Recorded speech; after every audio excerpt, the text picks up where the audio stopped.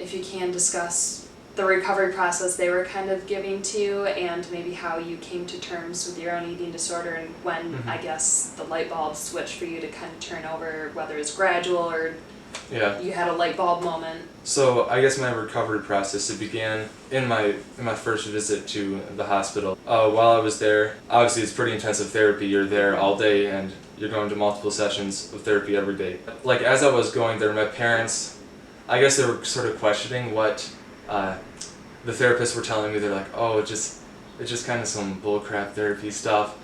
It made me very questionable of like all the therapy I would receive in the future. I would view it through this scope of like mistrust. So, and then obviously the therapist would be telling me like, oh, like don't listen to your parents on that. Like we know what we're doing. We both want the best for you. So I mean, my parents want the best for me, and the therapist wants the best for me. So who do I listen to? And it just led to a lot of confusion. I guess I wasn't too responsive to therapy at that point. So a lot of it was like being alone, trying to figure it out myself.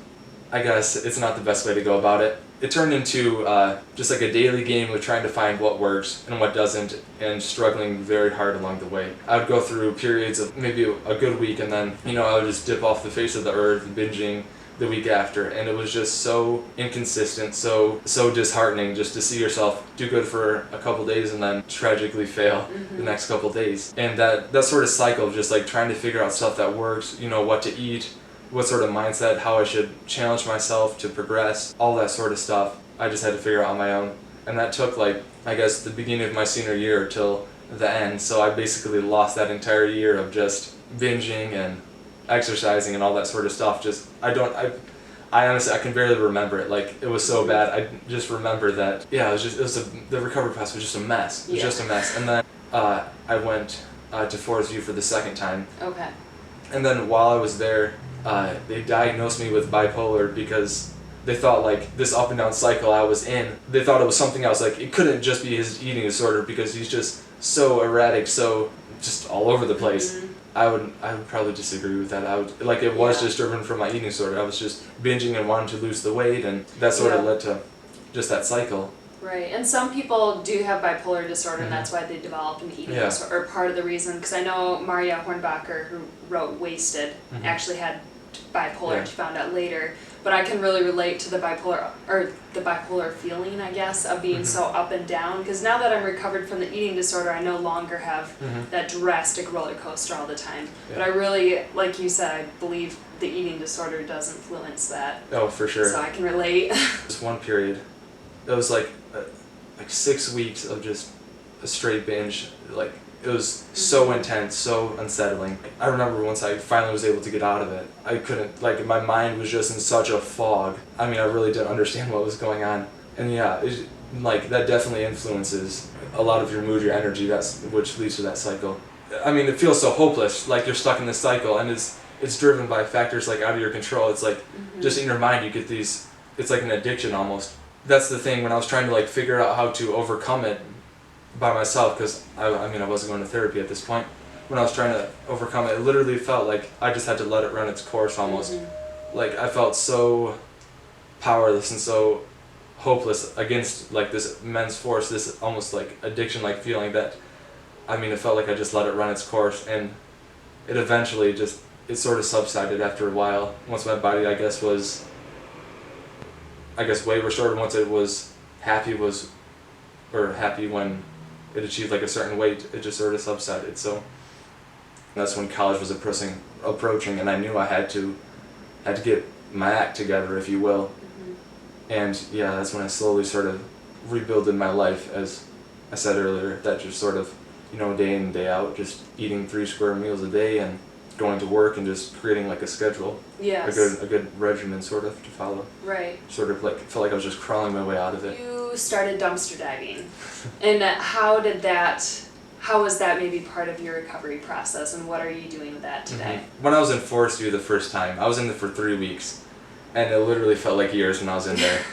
So by the time I got out, I just had this massive list of things I wanted to do, because I thought, I was in a much better state of mind, and I had energy, and I wanted to go and do this stuff.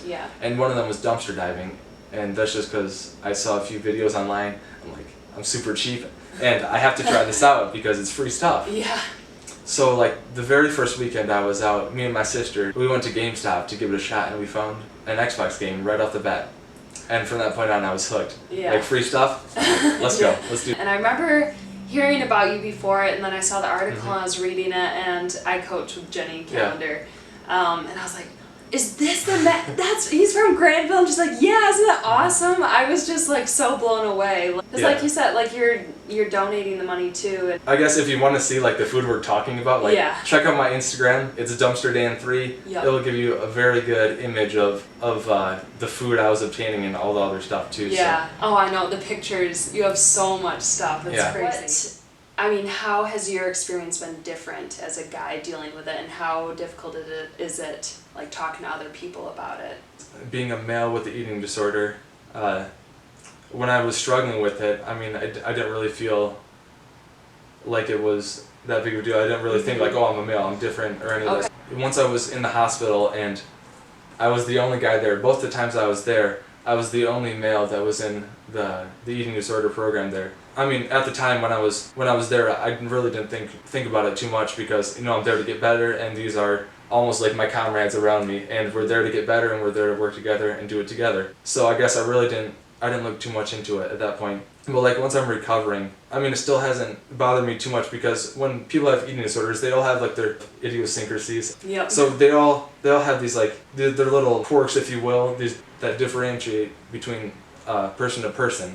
So it's hard to distinguish whether that little quirk is due to just, you know, the way they develop their eating disorder, or whether it's like based on gender. And so I guess I viewed like their own struggles as like, you know, they just have this certain set of disordered patterns, and I have my own set, and then the next person has their own. So I guess it isn't too divided by gender when it comes to that sort of stuff. But I guess when I tell people about my story, I guess once I get to know them, or it comes up in conversation or whatever, normally they're like extremely receptive, because I guess I don't back away from sharing my story. I'm not ashamed of it at all. And when I tell people, they're very receptive.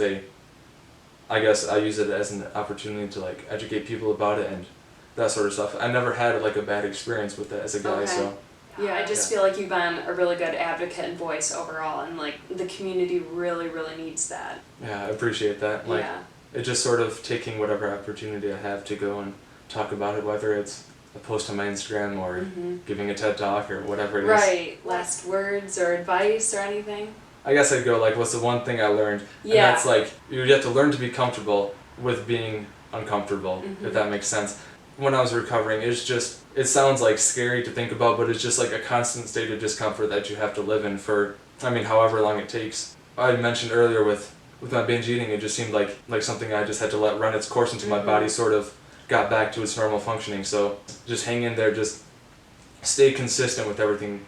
That was like a huge part of my struggle, is just learning how to stay consistent with my exercise, even your daily schedule. Just try to get things into a routine in a healthy way, not like an obsessive routine, which is something that gives you structure, and it's the foundation of your recovery, I guess, is setting up that good schedule. If you guys have any other questions for Matt, you would be good with answering them, right? Sure. Do you have a Twitter too? I don't have Twitter's the one thing. I'm not a big fan of Twitter, but he has the Instagram. Oh, my Instagram is dumpsterdan3. Okay, I'll have that in the description below too. And my Facebook too is just Matt Smith or Matthew Smith or whatever it is. But yeah, so he can answer more questions and everything if more come up.